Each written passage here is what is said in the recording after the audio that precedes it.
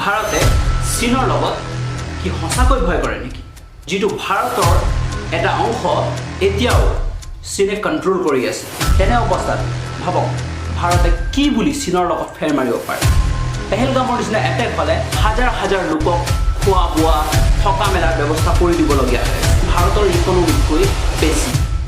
নমস্কাৰ বন্ধুসকল, আজি আমি এছিয়াৰ এনে দুখন দেশৰ বিষয়ে কথা পাতিম যাৰ বিষয়ে গোটেই পৃথিৱীয়ে চৰ্চা কৰে। ভাল হওক অথবা বেয়া হওক, চৰ্চা কিন্তু কৰে। তাৰ প্ৰথমটো দেশ হ'ল চীন আৰু দ্বিতীয়খন দেশ হ'ল ভাৰতবৰ্ষ। চীন পূব এছিয়াৰ এনে এখন দেশ যিখন দেশ 2025 চনত 2050 চনত জীয়াই আছে টেকনলজি ক্ষেত্ৰত। পণ্য সামগ্ৰী উৎপাদন আৰু বিতৰণৰ ক্ষেত্ৰত গোটেই পৃথিৱীত প্ৰায় 35% মাৰ্কেট শ্বেয়াৰ আছে যাৰ। আগত আমেৰিকাই যাক ভয় দেখুৱাইছিলে, আজি আমেৰিকাই নিজেই চীনৰ লগত ভয় কৰে। অন্যহাতে ভাৰত, যিয়ে আজিও 5G বাদেই 4G নেটৱৰ্ককো ভালকৈ এভেইলেবল কৰিব পৰা নাই, য'ত আজিও কিছু লোকৰ দৈনিক হাজিৰা 166 টকা, অৰ্থাৎ মাহিলী 5,000 টকা ওচৰা-ওচৰি, যি টকাৰে সম্পূৰ্ণ 5 কেজি চাউল নাহে গোটেই দিনটো হাজিৰা কৰি, যিয়ে উন্নতিৰ নামত নিউজ পেপাৰৰ হেডলাইনৰ বাহিৰে আৰু ক'তো স্থান পোৱা নাই।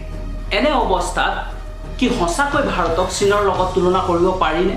ভাৰতে সঁচাকৈ চীনৰ লগত ফেৰ মাৰিব পৰা অৱস্থাত আছেনে? আহক এই ভিডিঅ'টোৰ জৰিয়তে বুজো। চীন ইষ্ট এছিয়াত অৱস্থিত এনে এখন দেশ যি এছিয়াৰ আটাইতকৈ ডাঙৰ দেশ। ইয়াৰ ৰাজধানী বেইজিং চহৰ। জনসংখ্যাৰ ক্ষেত্ৰত পৃথিৱীৰ দ্বিতীয় বৃহৎ, আনহাতে ভাৰত সাউথ এছিয়াত অৱস্থিত। ই সাউথ এছিয়াৰ আটাইতকৈ ডাঙৰ দেশ আৰু জনসংখ্যাৰ ক্ষেত্ৰত ই পৃথিৱীৰ প্ৰথম। ইয়াৰ ৰাজধানী হৈছে নতুন দিল্লী। যিহেতু দুয়োখন দেশে ইখন দেশে সিখন দেশৰ লগত বাউণ্ডাৰী শ্বেয়াৰ কৰে, সেয়েহে মাজে সময়ে সীমাক লৈ বিবাদ হোৱাটো স্বাভাৱিক আৰু দুয়োখন দেশৰ জনসাধাৰণে দুয়োখন দেশক তুলনা কৰাটো স্বাভাৱিক। সাধাৰণতে হোৱা এই বিবাদসমূহৰ মূল কাৰণসমূহ যদি আমি চাবলৈ যাওঁ, তেন্তে চীনৰ মতে অৰুণাচল প্ৰদেশৰ আৰু লাডাখৰ কিছু অংশ প্ৰকৃতাৰ্থত চীনৰ হয়, যেনে অৰুণাচল প্ৰদেশৰ টাৱাং, আপাৰ সুবনচিৰি আৰু দিবাং ভেলী। ঠিক সেইদৰে লাডাখৰ আকচাই চীন, গলৱান ভেলী, পংগংছু লেক, দেৱচাং প্লেইন আৰু হট স্প্ৰিং প্ৰকৃতাৰ্থত চীনৰ হয় বুলি চীনে দাবী কৰে। ইভেন আকচাই চীনটো, যিটো ভাৰতৰ এটা অংশ, এতিয়াও চীনে কণ্ট্ৰল কৰি আছে, যাৰ বাবে প্ৰায় দুয়োখন দেশৰ মাজত বিবাদ সৃষ্টি হয় আৰু দুয়োখন দেশৰ লোকে ইটো দেশৰ লোকে সিটো দেশৰ লগত প্ৰায় তুলনা কৰাটো দেখা যায়। কিন্তু সঁচাকৈ ভাৰত চীনৰ লগত তুলনা হ'বনে? কি সঁচাকৈ ভাৰত চীনৰ লগত ফেৰ মাৰিব পৰা অৱস্থাত আছে নেকি? ভাৰতে চীনৰ লগত কি সঁচাকৈ ভয় কৰে নেকি, যাৰ বাবে নিজৰ দেশৰ অংশ আজিও চীনে কণ্ট্ৰল কৰি থকাৰ পাছতো ল'বলৈ পৰা নাই? চব বন্ধুসকল, যিকোনো দেশ এখনে আন এখন দেশৰ লগত ভয় কৰে অথবা নকৰে, তাৰ বাবে কম্পিটিটৰ দেশৰ 5টা ফেক্টৰৰ ওপৰত সাধাৰণতে ডিপেণ্ড কৰে। মষ্টলি এই 5টা ফেক্টৰ ভাল থাকিলে যিকোনো দেশ এখনক শক্তিশালী ভবা হয় আৰু শত্ৰু দেশে আক্ৰমণ কৰাত বা দাবী ধমকি দিয়াত সাহস নকৰে। চীন আৰু ভাৰতৰ মাজত যিখন দেশৰ এই 5টা ফেক্টৰত আগবঢ়া, সেইখন দেশেই পাৱাৰফুল হ'ব। ইয়াৰে প্ৰথমটো ফেক্টৰ হৈছে ইকনমি। যিখন দেশৰ ষ্ট্ৰং ইকনমি থাকে, সেইখন দেশ পাৱাৰফুল অথবা শক্তিশালী থাকিব, তাৰ কোনো সন্দেহ নাই। আৰু চীন ইকনমিক ক্ষেত্ৰত বিশ্বৰ দ্বিতীয় স্থানত আছে, যাৰ ইকনমি হৈছে 19.23 ট্ৰিলিয়ন। আনহাতে ভাৰত ইকনমিৰ ক্ষেত্ৰত বিশ্বৰ চতুৰ্থ স্থানত আছে, তাৰ ইকনমি হৈছে 4.19 ট্ৰিলিয়ন। প্ৰায় 5 গুণে চীনৰ ইকনমি ভাৰতৰ ইকনমিতকৈ বেছি। দ্বিতীয়টো ফেক্টৰ হৈছে সামৰিক ক্ষমতা বা মিলিটাৰী কেপেবিলিটি। মিলিটাৰী কেপেবিলিটিয়ে দেশখন কিমান শক্তিশালী তাক ডাইৰেক্ট দেখুৱায়। এডভান্স মিলিটাৰী টেকনলজি, ৱেপন্স, মিছাইলছ আৰু বছৰি মিলিটাৰী এক্সপেণ্ডিচাৰৰ নামত কিমান টকা খৰচ কৰিছে, সেইটো এটা গুৰুত্বপূৰ্ণ বিষয় ইয়াৰ জৰিয়তে বিশ্বৰ দৰবাৰত নিজৰ এটা সুকীয়া স্থান ৰাখে যেনে আমেৰিকাই 2025 চনত $895 বিলিয়ন ডিফেন্স বাজেট বনাইছে সেইটোৰ জৰিয়তে আমেৰিকাই বিশ্বত ইনডাইৰেক্টলি নিজৰ পাৱাৰ প্ৰদৰ্শন কৰে আৰু দ্বিতীয় স্থানত চীনে ডিফেন্স বাজেট বনাই $266.85 বিলিয়ন আৰু ভাৰতে বনাই মাত্ৰ $75 বিলিয়ন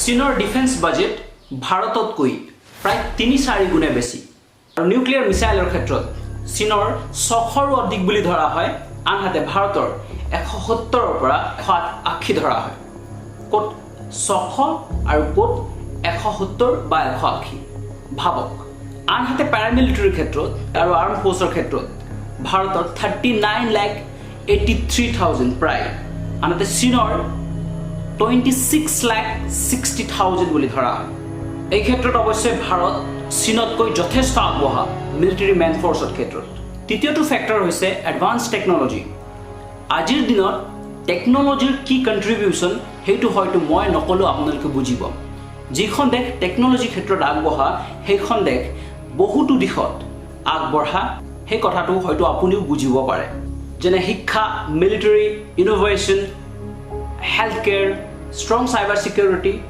ইত্যাদি ক্ষেত্ৰত আগবাঢ়িব পাৰে টেকন'লজি এডভান্স হ'লে এডভান্স টেকন'লজি ভাল নাথাকিলে বিভিন্ন ধৰণৰ ডিজিটেল ফ্ৰড হোৱাৰ সম্ভাৱনা থাকে যেনে বেংক ইয়াৰ দ্বাৰা অৰ্থনীতিত খুবেই এটা ডাঙৰ প্ৰভাৱ পৰিব পাৰে আৰ্টিফিচিয়েল ইণ্টেলিজেন্সৰ ব্যৱহাৰ যেনে চ্যাট জিপিটি গ্ৰক ডিপছিক আদিৰ ব্যৱহাৰে শিক্ষা দীক্ষাৰ ক্ষেত্ৰত ইমানে বেছি সহায়ক হৈছে যে ক'বলৈ ভাষা নাই টেকন'লজিৰ ক্ষেত্ৰত চীন কিমান বেছি আগবঢ়া সেইটো হয়তো মই নকলেও আপুনি বুজি পাব তাৰ কাৰণে মই আপোনাক এইটো ভিডিঅ' ৰেকমেণ্ড কৰিছোঁ নিশ্চয় চাব ফ'ৰ্থ ফেক্টৰটো হৈছে ডিপ্ল'মেটিক ইনফ্লুৱেঞ্চেছ ইয়াত দেশ এখনৰ ৰিলেশ্যন অন্যবোৰ দেশত কেনেকুৱা বা কিমানখন দেশৰ লগত নিৰ্দিষ্ট এখন দেশৰ ৰিলেশ্যন ভাল সেইটোক চোৱা হয় ধৰক আজি ভাৰতৰ কিমানখন দেশৰ লগত ৰিলেশ্যন ভাল বা আজি ভাৰতে ক'লে কিমানখন দেশে ভাৰতৰ লগত থিয় হ'ব বা চাইনাৰ লগত থিয় হ'ব সেইটোক চোৱা হয় সহজ অৰ্থত এখন দেশৰ জনপ্ৰিয়তা কিমান তাকেই বুজায় যাৰ জনপ্ৰিয়তা বেছি তাৰ এটা সুকীয়া স্থান থাকে ধৰক আজি আমেৰিকাৰ স্থান বিশ্বত সুকীয়া এই ক্ষেত্ৰত ইণ্টাৰনেশ্যনেল অৰ্গেনাইজেশ্যনৰ ভূমিকাও গুৰুত্বপূৰ্ণ যেনে ইউনাইটেড নেশ্যন নাটো ৱৰ্ল্ড ট্ৰেড অৰ্গেনাইজেশ্যন ইত্যাদি যিখন দেশৰ ইণ্টাৰনেশ্যনেল অৰ্গেনাইজেশ্যনসমূহৰ লগত সম্বন্ধ ভাল সেইখন দেশক শক্তিশালী ৰূপে চোৱা হয় ফিফ্থ ফেক্টৰটো হৈছে পলিটিকেল ষ্টেবিলিটি আৰু গুড গভৰ্নেন্স অৰ্থাৎ ৰাজনৈতিক স্থিৰতা আৰু সুশাসন যিখন দেশৰ ইলেক্টেড গভৰ্ণমেণ্ট সম্পূৰ্ণ কাৰ্যকাল স্থিৰ হৈ আৰু স্মুথলি কাম কৰিব পাৰে কোনো ধৰণৰ আভ্যন্তৰীণ সমস্যা নোপোৱাকৈ আৰু ট্ৰান্সপাৰেন্সি ইলেকশ্যন হয় সহজ অৰ্থত তাকে পলিটিকেল ষ্টেবিলিটি আৰু গুড গভৰ্নেন্স বুলি কোৱা হয় যদি ইলেক্টেড গভৰ্ণমেণ্ট সম্পূৰ্ণ কাৰ্যকাল শেষ নহওঁতে সলনি হয় আৰু বিভিন্ন ধৰণৰ দেশৰ ভিতৰত আভ্যন্তৰীণ সমস্যা হয় কনফ্লিক্ট হয় তেতিয়া তাক পলিটিকেল ষ্টেবিলিটি আৰু গুড গভৰ্নেন্স বুলি ক'ব নোৱাৰি যেনে আমাৰ ভাৰতবৰ্ষৰ মণিপুৰৰ হোৱা ঘটনাটো আজি প্ৰায় 2.5 বছৰ হ'ল কিন্তু এতিয়ালৈকে দেশৰ চৰকাৰে তাক সলভ কৰিব পৰা নাই ইয়াক গুড গভৰ্নেন্স বুলি কোৱা নহয় কাৰণ তাক ৰাজ্য চৰকাৰৰ শাসন গুণ আৰু হাজাৰ হাজাৰ লোক এতিয়াও ৰেফিউজি নিচিনাকৈ থাকিবলগীয়া হৈছে ইয়াক পলিটিকেল ষ্টেবিলিটি বা গুড গভৰ্নেন্স বুলি ক'ব নোৱাৰি এই ঘটনাটোৰ পৰা ডাইৰেক্ট ইকনমিক প্ৰভাৱ পৰি আছে কাৰণ চৰকাৰে হাজাৰ হাজাৰ লোকক খোৱা বোৱা থকা মেলাৰ ব্যৱস্থা কৰি দিবলগীয়া হৈ আছে যদি কনফ্লিক্ট নহ'লহেঁতেন এই লোকসকলেও কাম কৰিলেহেঁতেন চৰকাৰে তেওঁলোকৰ পৰা টেক্স পালেহেঁতেন আৰু ইকনমি অলপ হ'লেও বুষ্ট হ'লহেঁতেন এই ধৰণৰ ঘটনাই দেশৰ ৰাজনৈতিক স্থিৰতা আৰু প্ৰশাসন ব্যৱস্থাক অন্য দেশৰ আগত দাঙি ধৰে যদি শত্ৰু দেশসমূহে সুযোগ পায় বিভিন্ন ধৰণে দেশৰ ভিতৰত বিভিন্ন ধৰণৰ কনফ্লিক্ট বা সমস্যা হৈ থাকিলে বাহিৰৰ পৰা বেহা বেপাৰ আৰু টুৰিষ্টসকলে ফুৰিবলৈ আহিবলৈ সেফ ফিল নকৰে টুৰিজমৰ কণ্ট্ৰিবিউশ্যন দেশৰ ইকনমিত যথেষ্ট থাকে চীনে 2023 চনত কেৱল ইণ্টাৰনেশ্যনেল টুৰিষ্টৰ পৰা $24 বিলিয়ন ৰেভিনিউ জেনেৰেট কৰিছিলে আৰু 2024 চনত প্ৰায় $40 বিলিয়ন ৰেভিনিউ জেনেৰেট কৰিছিলে অন্যহাতে ভাৰতে 2023 চনত ইণ্টাৰনেশ্যনেল টুৰিষ্টৰ পৰা কেৱল $12 বিলিয়ন ৰেভিনিউ জেনেৰেট কৰিছে আৰু 2024 চনত প্ৰায় $37 বিলিয়ন ৰেভিনিউ জেনেৰেট কৰিছিল। এতিয়াও ভাৰতত বহু লোকে আহিবলৈ ভয় কৰে। পেহেলগামৰ নিচিনা এটেক হ'লে বাহিৰৰ টুৰিষ্টটো বাদেই দেশৰ ভিতৰৰ টুৰিষ্টসকলেও ফুৰিবলৈ যাবলৈ ভয় কৰে। পেহেলগামত আকৌ সেই ধৰণৰ টুৰিষ্ট আনিবলৈ বা বিশ্বাস জন্মাবলৈ যে তাৰ সুৰক্ষা ব্যৱস্থা ভাল, চৰকাৰক এতিয়া হয়তো 5 পৰা 10 বছৰ লাগি যাব পাৰে। এইটোৱে দেশৰ সুৰক্ষা ব্যৱস্থা কিমান উইক তাকে সূচায়। দেশখনৰ ভিতৰত শান্তি আৰু সুৰক্ষা ব্যৱস্থা ভাল নাথাকিলে দেশখনৰ ডেভেলপ শ্ল' হোৱাটো স্বাভাৱিক কথা।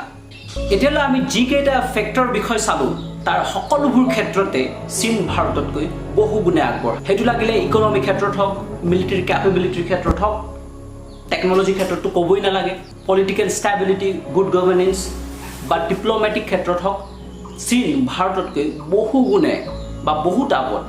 কেৱল মিলিটাৰী মেন ফ'ৰ্চৰ ক্ষেত্ৰতহে ভাৰত চীনতকৈ আগবঢ়া। তেনে অৱস্থাত ভাবক ভাৰতে কি বুলি চীনৰ লগত ফেৰ মাৰিব পাৰে। ভাৰতৰ 15% মাৰ্কেট আজি চাইনিজ প্ৰডাক্টৰ দ্বাৰা কভাৰ হৈ আছে 2023-24 ডাটা মতে। ইয়াৰ ভিতৰত 39% ইলেক্ট্ৰনিক্স, 40% মেচিনেৰী আৰু 29% এৰাউণ্ড কেমিকেল আৰু মেডিচিনে কভাৰ কৰি আছে। আনফালে ভাৰতৰ প্ৰডাক্টে 1%তকৈ কম চাইনাৰ মাৰ্কেট কভাৰ কৰি আছে। ভাবক এফালে আমি চাইনাৰ লগত কম্পিটিশ্যন কৰোঁ, আনফালে আমি নিজেই চাইনাৰ ইকনমি বুষ্ট কৰাত সহায় কৰোঁ। এটা কথা সঁচা, যুদ্ধ যিমান দিনলৈ পাৰে সিমান দিনলৈ অঁতৰাই ৰখাটো ভাল, কাৰণ ইয়াৰ ইম্পেক্ট সাধাৰণ লোকৰ মাজতহে দেখা যায়। ইনফ্লেশ্যন, ইকনমিক ক্ৰাইচিছ, দুৰ্ভিক্ষৰ, মানুহে নিজৰ কাম হেৰুৱাই, ঘৰ বাৰী হেৰুৱাই ইত্যাদি ধৰণৰ প্ৰব্লেমছে দেখা দিয়ে। বন্ধুসকল, আপোনালোকে কি ভাবে চীন আৰু ভাৰতৰ এই বিবাদসমূহক আৰু তুলনাসমূহক কেনেধৰণে চাব লাগে বুলি ভাবে?